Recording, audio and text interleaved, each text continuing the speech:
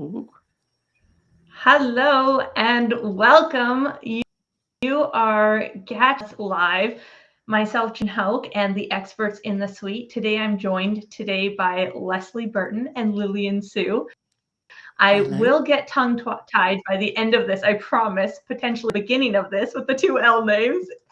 So, to give you a little bit of context of who is with me, first we have Lesley Burton, and she's an intuitive healer who blends the Akashic Records with EFT tapping to help people reconnect to their truth, dissolve old emotional patterns, and step into deeper alignment. Now, Lesley's work is all about helping you hear your inner voice again, the one beneath the fear, the conditioning, and the doubt, so that you can live and lead from your soul. And also joining us is Lillian Sue, a PR strategist and visibility mentor who helps entrepreneurs and thought leaders get seen, tell their story, and communicate their message with clarity and impact. Lillian is all about having that authentic inside of you, and helping it reach the world without, whether through media, messaging, or showing up boldly online. So we have quite an interesting characters collection of characters today. And I talked to these ladies before. I'm like, okay, what do we talk about when we're combining like Akashic Records, EFT tapping, and a PR strategist? And like, how do those two worlds come together? Because that's really what the suite is. It's really a combination of those feminine and those masculine strategies. And we use that for our business and our leadership. And so I think the piece that we really came to is that it's so much of a struggle, oftentimes, for entrepreneurs and anyone being a leader to use their voice and to be confident in using their voice. Because no matter what part of your business it is, if you're hidden and if nobody knows what you're doing, you don't have a business. And so I'm excited to talk to both of these ladies and get their take on it. So thank you for joining me, Lesley and Lillian. It's a pleasure. Thanks for having me, Janine. So I am fortunate enough in the suite. I get to work with you. I get to interact with you guys all the time. So I'm so excited that people watching also get to get a taste of you. So if anybody is watching and they have some questions, or they catch it on the replay and they have questions, put it in here and we'll go back to answer your questions, because I have a handful of questions myself. But I know there's just so much more we can get to in the small amount of time that we have. So today I want to start by talking to Lesley a little bit more and getting into the truth of why we struggle, why we really struggle having our voices heard, why this is such a common thing. And so when we dig into that, then we can go on and take our story and take it to Lillian, and she'll be able to work her magic and show us how we can share it with the world and how we can make the most impact with what we have. So the first question I have for you, Lesley, is we see lots of people who want to be seen, but they struggle to feel safe using their voice. And so, what do you believe is at the root of that fear of being heard? Yeah, okay. So I'm starting with a softball. so it's a really great question, actually, and most people have got no idea that they would necessarily even do it. When you start to try and do something, when you run a business, most people are like, yeah, but I put myself out there, I put social media out, I do this, I do that, I do the other. And then you're like, well, what about a video? Oh, no, no, no, no, no, no, no, no, can't do a video. What about this? Oh, no, no, no, no, no, no, no, I can't do that. And it's not that they're wanting to not put themselves out. They want their business to work. They want to take themselves forward. But the conditioning that they've had throughout usually their entire lifetime, and quite honestly, it can go into generational, or it can go into past life as well, because both of those things will absolutely impact you now. So if you think about when you grew up, oh, sorry, something came back at me then. So if you think about when you grow up, just to give you an insight into how it works. When you grow up as a child, I came from a certain era now, so but I'm sure it's quite similar still these days, is that as a child you get the seen and not heard. It's like, oh, can you just go over there, just quiet at the moment, I need to do this, I'm just like, not now, not now, not now, pushed away. And as you get that, because as a child it's black and white. You're not looking at it from an adult perspective where you go, well, okay, now's probably not the time. As a child it's black and white, and it's just like, oh, they don't, what I have to say isn't interesting, it's not important. And then you're in school, you raise your hand, and you answer a question to the teacher, and the teacher says, no, that's wrong, and they skip over to the next person. You're like, oh, you see, I'm not important, I can't get it right. And those blocks, you get that, and it gets pushed and pushed and pushed and pushed, and then over a lifetime those blocks become oh, I can't put myself out there. Your body is trying to protect you. So your body thinks, oh no, if I make a video and show myself, oh, I'll be wrong. It'll be the wrong thing to do. What if somebody tells me that I can't. Oh, no, no, no, no, no, no, no. And hopefully I've explained that quite well, because I'm trying to do it in a succinct way. It becomes our default. And as much as we go, okay, I need to put myself, I'm going to do it. Your body is working against you. So your body is going, no, no, no, no, no, I'm not doing that. And then when you push against your body, it's really tiring. It really wears you out. And what people find is that then over a lifetime, they can get like burnout, things like that. So if you're on the edge of like, oh, I'm just so exhausted all the time, I procrastinate, I know I want to do this, but I just can't get it done. It's the energetic blocks that we hold in our body. So knowing that those energetic blocks are there is the first thing, and it usually shows its head. You don't even realize it, you just push it aside. It's not until somebody says, well, what are you doing, why can't you do that, what's happening with the procrastination, why are you not making it? And then you think, well, I don't know, I'm trying. Yeah. And that's when you can go, okay, so maybe there's something here that my brain is trying to tell me, and I need to stop. And that's when I can help you start to release it. Yeah. So I hope that answered the question. I might have gone off onto a tangent there.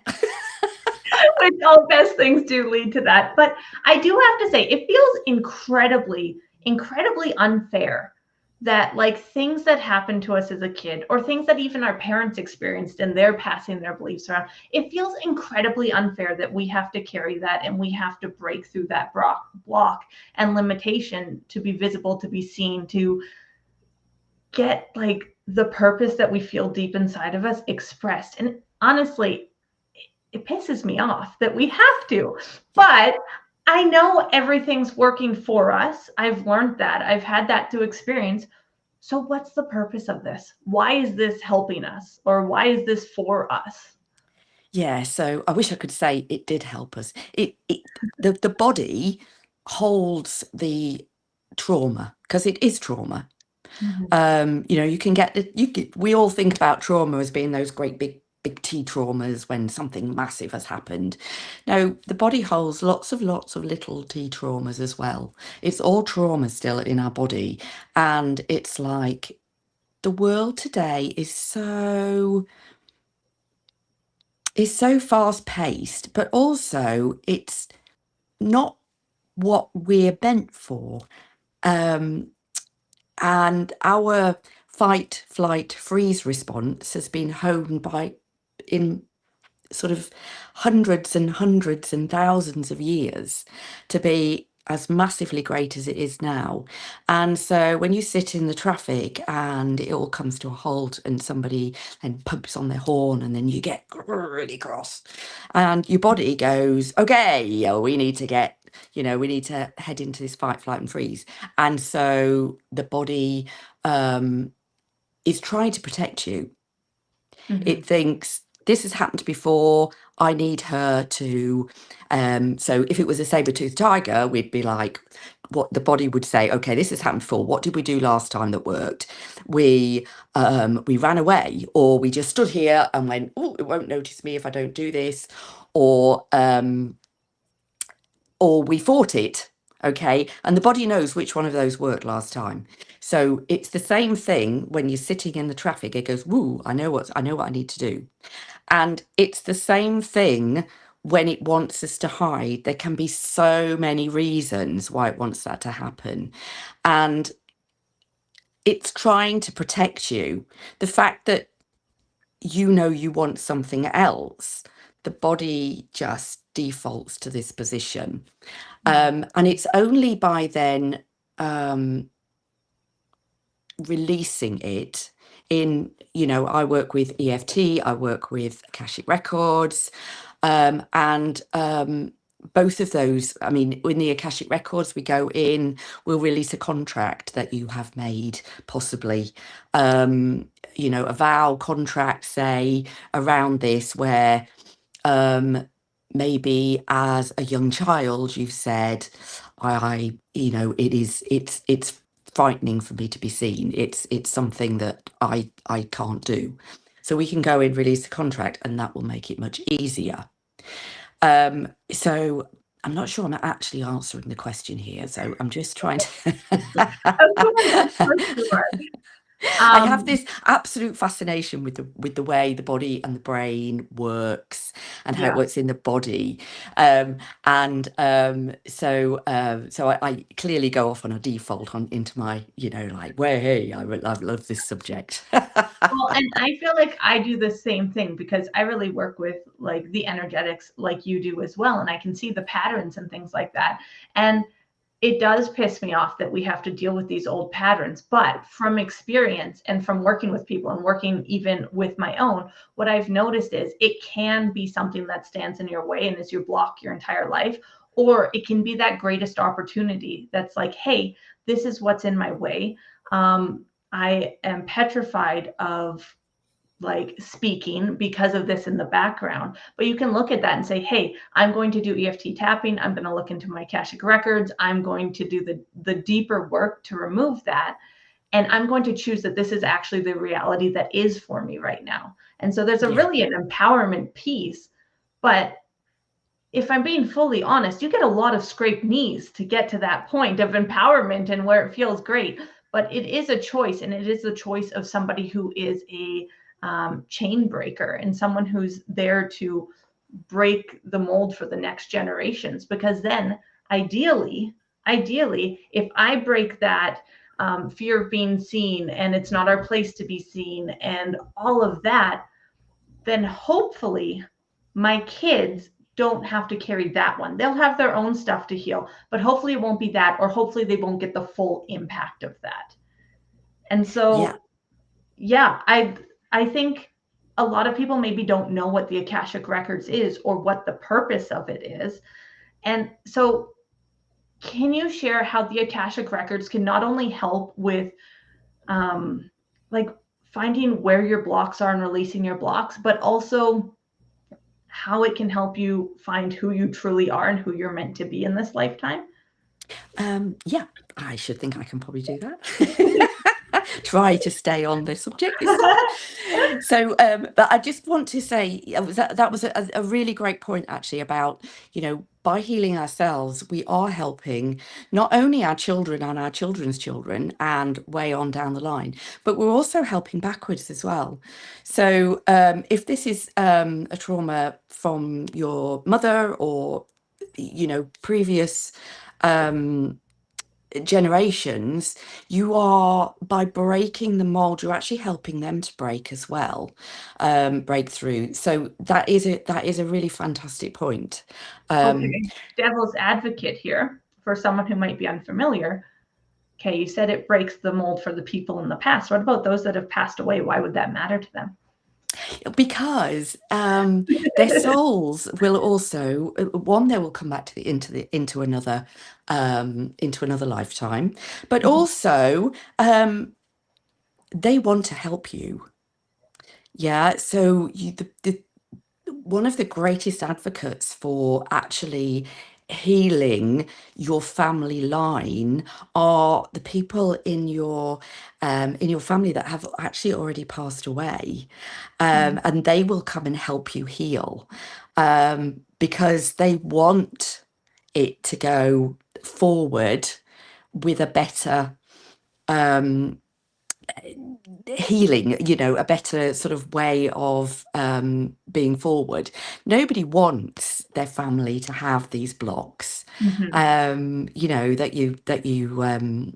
you sort of just foster going forwards, and so let me explain the Akashic Records before I go off on a tangent somewhere else again.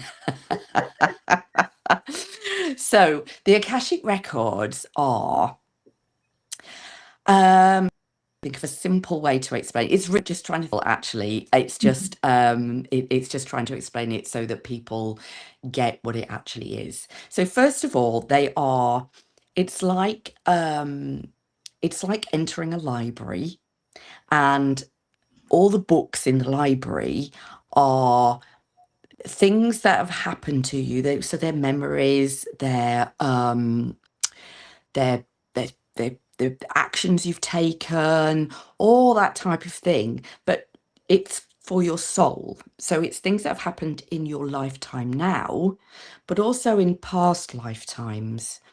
And you can actually go up into the records and meet your guide, and they will help you to find the right memory, contract, vow that you may have made, and help you to clear that block. Okay, they will take you to, the more specific you are with a question, so we'd always enter with a question, and the more specific that question is to what you want to achieve, the more specific the answer will be. So you can go back and you can clear the contract from the best one to clear to help you move forward with that one. You can also just go up in there and say, okay, I want to ask some questions. What is it, say about, what is it I should be, I could be, I should everywhere. What could I be doing in my business that will move me to the next goalpost, say? What could I be doing in my life that will help me to take the next step towards my inspired life? Those are the type of questions that you can ask in there, and you can then get answers. They will answer, and you then have a next step. You then can make your strategy from that. The answers that you get are not necessarily what you think they're going to be. And what often happens is that you're blocking yourself in some way because you have the energetic blocks, and they will then tell you what is holding you back and help you to start clearing it as well. Oh, okay. So does that make sense? Yeah, and as we're going to talk to Lillian about like getting your story out there and to be more visible, because we really have to look at the blocks that have been holding us back, and then we have to get to the present and we have to get clear about what we're creating. So when you go into the Akashic Records, how can you use it to get clear on who you're meant to serve, your story, and even like your business plan? Is it a case of you go in there with free will and it's whatever you want, or does it give you something that's like really true and it's like, this is what's meant for you? Or how does that look like? Or what does that look like, I guess? Right. Okay. So when you're asking questions and you're looking at the future, what you will get are future possibilities. because all humans have free will. We all have free will. Therefore, you might not want to do. Don't forget, this is when you talking to spirit, when we talk to the Akashic Records, when we talk to our higher selves, we are in partnership. So we're in partnership with spirit, and it's not you're my boss, you're telling me what to do. It's okay, I'm not sure that that's really what I want to do at the moment. Or it might be that, yeah, but I'm not ready for that right now. What can I do to take maybe my first step towards it? So we are in partnership, and they always are future possibilities, because at any one time we have lots and lots of different strands, and you can go, okay, I'm going to take you've got two paths. I'm going to take this path. I'm not ready to take that path now. And it doesn't mean you're taking a wrong path. You can't take a wrong path. You can take a path that they maybe think is going to be a bit longer than it would have been if you'd taken this one. But then maybe you've got something else to learn by taking that one. Maybe you haven't quite learned the lesson yet. And so by taking that path, that's where it's going to take you. And then it will converge again. And again, you get a decision to make. It is always a possibility. I would never go in and say, okay, tomorrow you need to do X, Y, and Z because in 5 years' time, you are going to be living in Australia and you're going to be running a scuba diving business. And she's like, and somebody's like, whoa, I can't even swim. Yeah. Yeah. So Yeah. they are all future possibilities. And if that's not what you want to do, that's fine. Because Yeah. the probability is that you'll try to take some twists and turns, and maybe you will go to Australia still. And maybe it will be that you are going to do something else there. Because that's not the right thing for you to do. Yeah, I can really see how, like, having it as a tool is really what it is, how that would empower you. Because now when you're looking at something and you're like, like, I don't want to be seen, or there's this, it's not that that's what it is for you forever. It's like, hey, I have these tools. I can look at, like, what is the source of this? Is this still true for me? Do I want to shift it?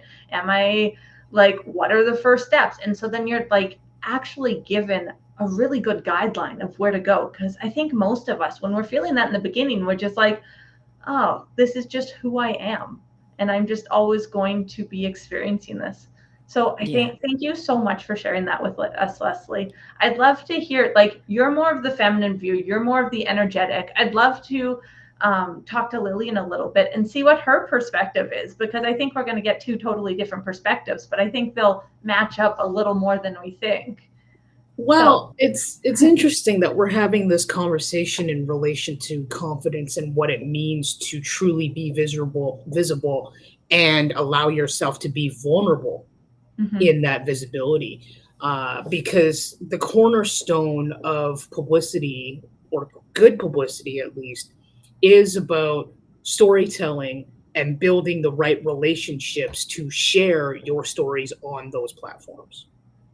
And over the years, I've worked with a lot of women who come to me with a lot of anxiety, a lot of fear, and a lot of imposter syndrome surrounding getting vulnerable. And this is true even if they're used to doing videos.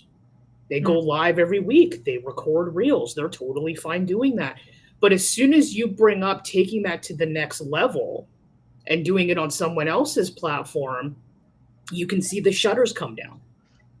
Yeah. Now, I don't, Lesley, I don't do the work that you do, right? I don't claim on the other end of things to be a clinical counselor or a therapist of any kind, but I do see where these blocks and this fear of vulnerability can, in fact, sabotage you from building a strategy in your business that's going to grow it the way you want it to grow and get your story in front of the right people. So when I work with my clients on that, mindset is a cornerstone, in addition to strategy, is a cornerstone of what we do. Because if you don't feel good about sharing your story, you're going to do anything and everything you can to stop yourself from doing that. So what does that look like? That could be you have an interview booked and you cancel it.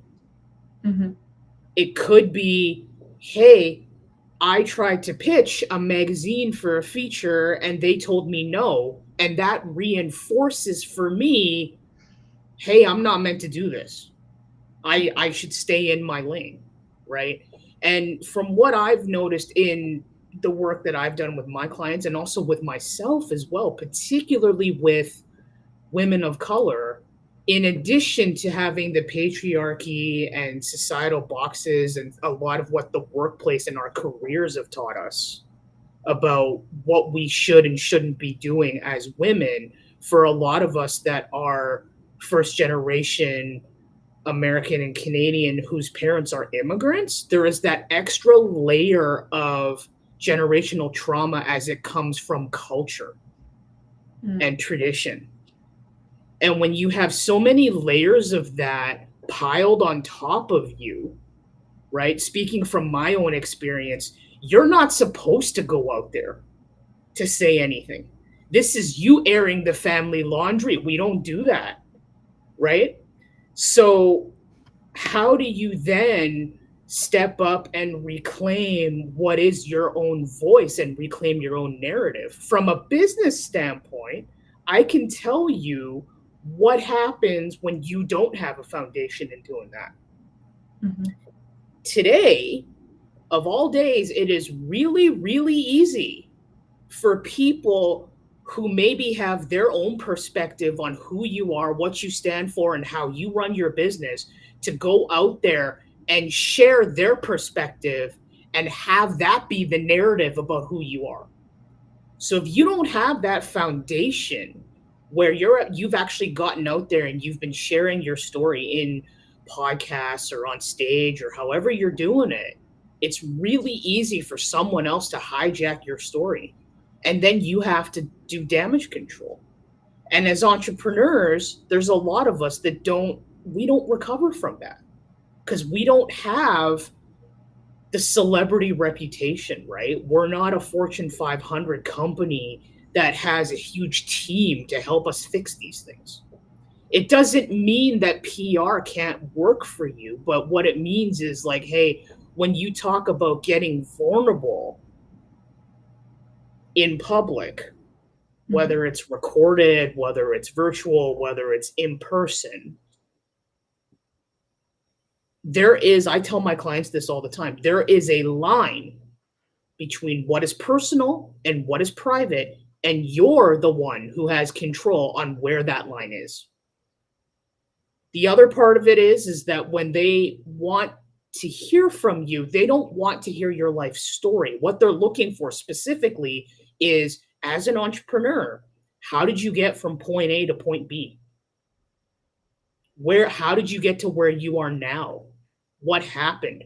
We want to learn from you. We want to hear from you because the media is looking for content constantly that will educate, captivate, entertain, and inform their audiences. There's people out there that need what it is that you do because they're struggling to find solutions to what the issues that they have, right? And in business, as in life, people will always support and buy from the people they trust. And the easiest way to build trust is for you to get out there and be honest about, hey, this is who I am. This is what I stand for. And this is why. This is what I went through. This is what I learned. And this is how it's changed why I do what I do. I really like how you address that, like, you get to set the line of what you share and what you don't share. And I think, like, going back to kind of what we were talking about is like there can be so many things that can scare us about being public. But if we can be intentional like that, and we can know it's safe to, like, hey, create a container that we can safely share it without feeling exposed or vulnerable, but still getting your point across and getting your story across. I think that's a really huge thing.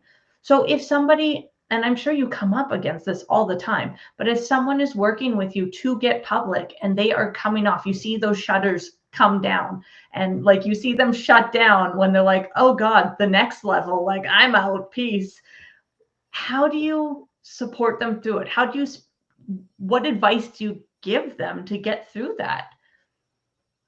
Well, I really tend to focus on, hey, like, be honest. You don't have to be honest with me, but be honest with yourself. Are you happy where you are right now? Point blank, are you happy? Is your business growing and bringing you the opportunities that you want it to right now based on everything that you've done so far? Mm-hmm.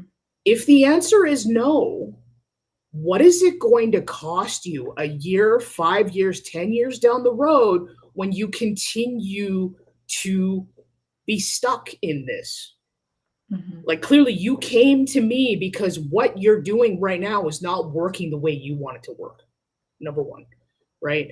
Number two, it's we all are our own worst enemies when it comes to growth, when it comes to seeing our stories as being worthy of being shared, when it comes to actually standing in our expertise. And there is fear. There's fear of being rejected. There's fear of being judged. There's fear of being like, I've been told my entire life for decades now that I don't go out and say these things. And the moment I publicize these things, I'm going to ostracize myself from my friends, from my family, whatever those deeper fears are. What I always say to them is, it's like, okay, at the end of the day, who are you living for, really? What has living in accordance to the expectations of others really done for you? And I can say this because I've lived it. Right? And the fact of the matter is that, life is too short to be bloody miserable. Right? That's really what it comes down to. So when you know that, it's like, okay, your business then and who you want to work with, the types of projects and the people that light you up in the morning, you know who those people are. What does that mean then? That means that your friends and family that you're so afraid will judge you, or these strangers on the internet that are going to troll your content or whatever, they're not your people. Mm-hmm. They're never going to buy from you. They're never going to become clients. Being in business, the virtue of running a business and being an entrepreneur means you are not here to satisfy everybody. I learned this very early on in my life where it's like, I'm going to do what I'm going to do. And at the end of the day, I don't care that it is contravening the industry standard. Yeah. Because I don't want to run my business according to the status quo that's been put forth by the industry. Mm-hmm. I don't want to do that. There are hundreds, if not thousands, of other people you could work with if that's what you want, right? Yeah. And I think that we have to get clear, and I think it's really, really tough for women to embrace this idea of like, we're not here to please everybody. Because at the end of the day, be honest with yourself. Do people honestly care about pleasing you? I bet no. Mm-hmm. I bet the answer to that question is no. So you really have to decide for yourself. It's like, and this entire time too, I say to my clients, I will never give you some kind of cookie cutter formula that says you have to do it this way. Because if I had two clients that were business coaches, similar kind of content, similar copy, similar price points, I would still say both of you have different goals, you have different audiences, and therefore we have to approach this differently, right? Mm-hmm. So it's really about recognizing and stepping into the power of who you are. and like why that matters. I mean, I'll never forget my first in-person speaking gig. I had a young woman come up to me afterwards. She was also Chinese, and she said to me, "What you said about mindset and allowing yourself to be vulnerable using PR really spoke to me," because she said, "I am someone who is still trying to run a business while I'm living with the sources of my trauma. I'm still living at home." Mm. And I said to her, the best advice I can give you at this point is to figure out how to protect your peace. And for me, that meant getting out, and investing in the right kind of help. And I said, if that's something you need to do, then it's time for you to prioritize what you want. Because living in this environment, you're always going to be stifled. You're always going to be trying to run a business according to someone else's expectations rather than your own. Yeah. And I think as we're growing and as we're like, there's so many layers. It is like an onion. And I found, like, for myself, I'm like listening to you guys and I'm like, man, that reflects so much about the different seasons that I've been in. Like, I began in the season of like more of Leslie's, like working energetically with the blocks and shifting them that way. And now, because I've done that work, I can now be a lot more like in Lillian's energy, where it's like, this is the logic behind it. Here are the clear, grounded things with it. And I don't know, for me personally, if I would have made that leap, if I would have started with Lillian and then did Leslie's way. And I'm using you guys as archetypes here a little bit as characterizations. But I think like that's where we get to be really aware and get to really know ourselves, because some people to do it a lot more like logical and linear and be like, hey, like, are you going to stand for this anymore? Are you going to, and like to push through. Some people, they can operate that way so good, but they need someone who can speak to them at that level. And then other people need the whole other side of things. And so I think like this conversation, I had an idea of how it would go, but it hasn't gone that way. It is not. And I think this conversation is such a celebration of everyone's unique way of doing it. But I think at the core of all of it is, and for the people listening and the people who want to be seen, is like they have that passion for service. They have that passion for more. They're called to shine. And so as like a final piece, I want to ask both of you guys, because you guys both have such good perspectives on the other side. If somebody's voice is shaking, if their body is shaking, if they are feeling like hesitant about that next step of being seen, of being out there, of being in their purpose, but inside they know they're meant to shine, what would one simple piece of advice that you would give them to help them start on that journey? We'll go with you, Lesley. I got picked on. You look Yeah, ready. so my piece of advice would be to to be fair, if they were just going out and tapping at the time, and and going to be doing it, I would give them a tapping, something to do, so that as they were going out and having to speak, they could calm themselves down before they went out. That would be a fantastic way to do it. And taking it from there, you need to look at what is causing the block. So, because in my world, it will be a memory, something that has happened to you, and whether you want to work through it with EFT or Akashic Records or a combination of the two, that would be what I would suggest. That's so helpful. What about you, Lillian? What would you suggest? I would look at it from a standpoint of where that anxiety is coming from. And what I do with my clients a lot is a lot of this will come up when after the interview or the speaking engagement is booked, right? Because it's like, oh, now I've got something tangible. It's on the calendar. Like I need to prepare. So I work with my clients on the coaching side by role playing. It's like, okay, let's sit down. let's talk about, some of the questions you're going to be asked. Let's see how you're going to navigate it. How are you going to navigate a curveball question, right? Like, how are you going to do it in a way that will position you still as the expert, that's not going to negatively impact the rapport that you're trying to build with the person interviewing you as well as the audience, and also allow you to frame your answers in such a way that will do things like push them to subscribe to your newsletter. Like, one of the examples I give all the time to my clients is like, hey, what if you've got, like, you're about to be launching something, and the podcaster or whoever knows this, so they're trying to push you a little bit to give them a teaser, to debut what it is you're doing on their platform, and you're not ready to do that, right? It's a tactic because, of course, on the media side, they want the exciting content. They want the stuff that's going to get people subscribing and listening to the whole thing and all of that. But you're not ready to spill the beans, so to speak. So what do? I say you redirect it and say, hey, you know what? I would love to come back on and talk about it when it launches.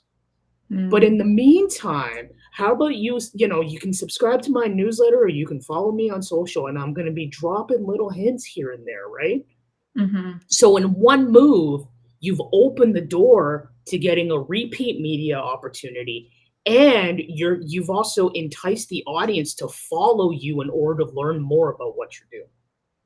Right. Yeah. So with my clients, I really work with them on practicing how to navigate that kind of thing in order to build up their confidence, right? Because the more you practice dealing with these kinds of scenarios and answering these types of questions, the more comfortable you get. And the more you start to have fun with it. And the more it's like, even if literally every interview I've ever done has always asked the question, how did you get started? I've got 4 or 5 different ways to answer that question, right?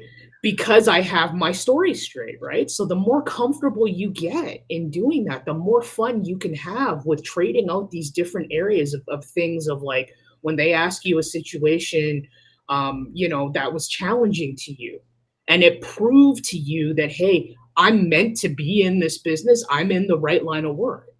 One of my favorite stories, I'm always like, oh man, did I tell you about the time as a greenhorn publicist that I had to phone up the actor Will Smith's representatives to invite him to a film premiere in LA? Did I tell you about that? I mean, I was shaking because this guy defined my childhood. And here I was inviting the man to a film premiere, right? So stories like that are things that people grab a hold of. Yeah. Because they're like, maybe I haven't been through the exact same thing, but it's relatable when you come up against something that you're like, my knees are shaking, my palms are sweaty, I've got a headache, and I'm doing it anyway. And at the end of it, you come out the other side and you're like, if I could do that, I could do anything. Yeah. Yeah.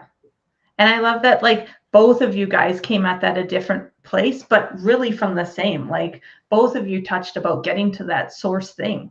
Like, hey, what's the cause of that? Where is that coming from? And maybe doing it in your own way. But then the other thing that you did, Lillian, is you really created safety. And you really created like, hey, I can prepare myself. I can create safe boundaries. I can do this so that, even if you do the work, even if you get to the source of it, you're still going to be nervous the first time, the first few times. I tell my kids, it's like, you didn't start out running. We do crawl, we do stumble, and then we build up to that. And so expect to be nervous the first time. I think that's the advice that I would give, is like, on top of the stuff that you guys had mentioned, is like, let it be okay that you're going to be scared and you're going to be nervous the first few times. Nobody built up and got their experience and was confident the first time. I think, like, on top of what you guys said, that's the one piece that I would add. Because I think sometimes we forget, when we see someone at chapter 30 and we're on chapter 1, we expect that we should be at chapter 30 in the next page. Well, I've done it once, now I'm an expert. Like, let it be okay. Give yourself that grace. Give yourself the training wheels, and build that muscle to put. And I would just like to end it off by saying this, and that, some of the blocks that come up for my clients are also like, oh crap, you mean I have to share my story with someone who's a stranger? And I'm like, no, no, try shifting that perspective. It's like you're reaching out to this person with this platform because you have things in common. Mhm. So, what is that common ground that you can build a foundation of a relationship on and have this person then become part of your community, become part of your network? And part of that relatability piece and building that common ground is not being afraid to say to them, if it's, your first couple times doing it, it's like, hey, I'm feeling kind of nervous. So, like, you can say this before you start recording. It's like if I stumble a little bit, that's just what it is, Yeah. right? It's not that I do everybody. I have never gone into a room or been in a situation myself, nor had my clients do it, where the person doing the interview has not been extremely understanding and just 100%. been like, hey, you know what? That's totally fine.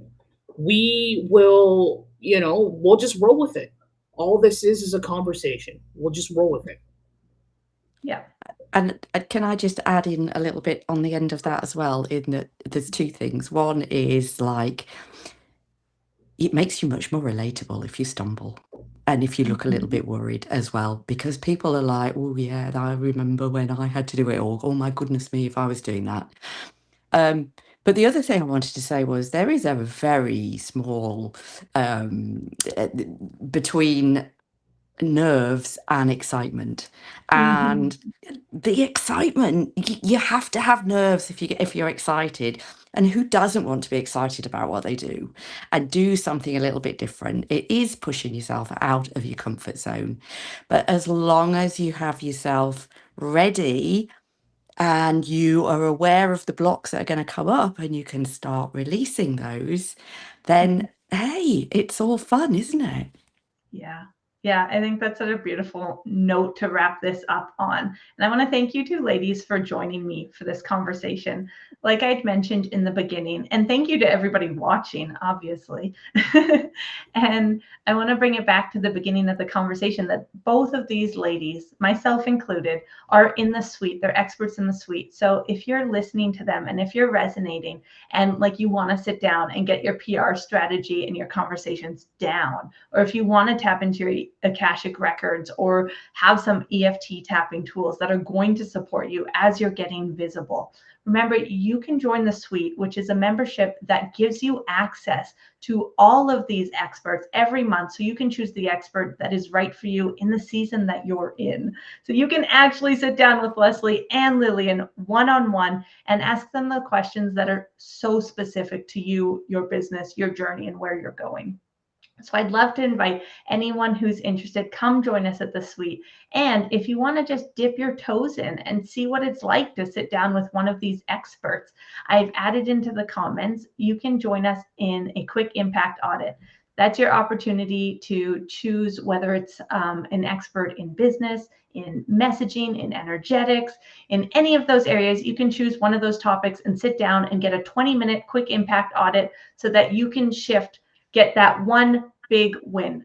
Choose one area, get super focused, and get that shift right away. You can already see how amazing the experts are and how knowledgeable they are each in their own thing. And that's one of the things the suite really brings in. It's not Lesley trying to teach like Lillian does, or Lillian trying to teach what Lesley does. You get Lesley full, pure, exactly how she is in all of her brilliance, and you get Lillian in all of her brilliance. Those lanes don't need to cross. You just get totally undiluted them, and they're laughing at me. And that is the beauty of the suite. So thank you everyone for joining me. Please put your questions in the chat. We'll come back and we'll answer it. And please join us for a quick impact audit. Get that taste of the suite and also get that taste of a quick win that you've been looking for. Thank you guys.